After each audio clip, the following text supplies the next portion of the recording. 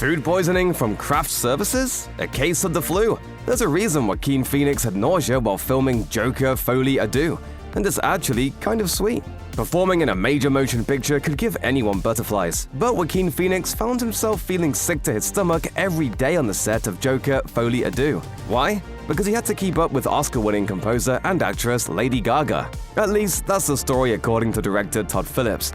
That's a whole lot of anxiety to deal with, but it looks like he and Lady Gaga managed to make it through the storm thanks to their ability to support one another. Phillips said that the duo's mutual admiration for one another helped them both get through the shoot with grace, which ultimately helped them turn in complete performances. He told Entertainment Weekly, "The truth is, they gave each other pointers. He'd give her pointers about acting. She's been in movies, but he's Joaquin Phoenix. She gave him tips about music because she's Lady Gaga. It's what movies should be, a giant collaboration."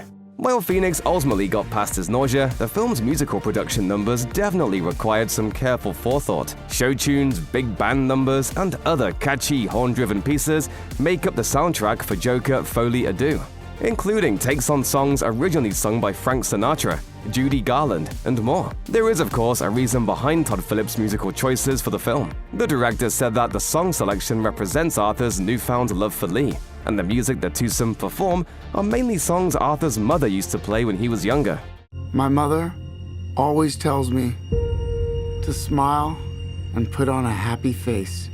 But when Arthur sings them as a man who genuinely never has been wanted or needed by another human being until now, the lyrics reflect exactly what he's feeling. Phillips explained to Entertainment Weekly, "What happens when a guy who hears music inside his head finds love for the first time in his life? Maybe the music that he hears inside his head starts coming out. Why wouldn't that music come out when he meets somebody who gives him the time of day?"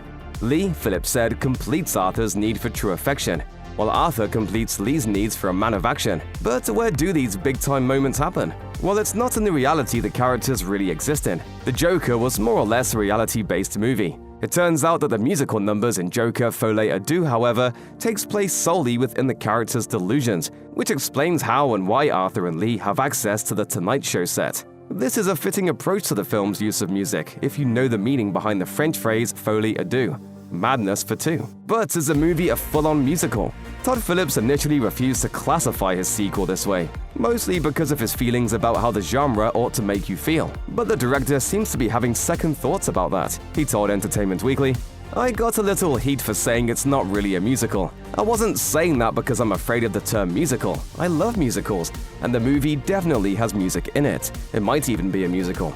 He went on to clarify that most times after he's seen a musical, he's walked out of the movie feeling a lot better than he did when he walked in. Phillips then added, "On this movie, I'm not sure it's the same thing. I wouldn't want to be misleading and say you're going to be whistling the songs from this movie on the way to your car after you see it." While the sequel is getting mixed reviews, DC fans will find out whether seeing Arthur feeling bad and singing duets with his new love, if only in his mind, can make them feel good when Joker, Folie, Deux hits theaters on October 4th.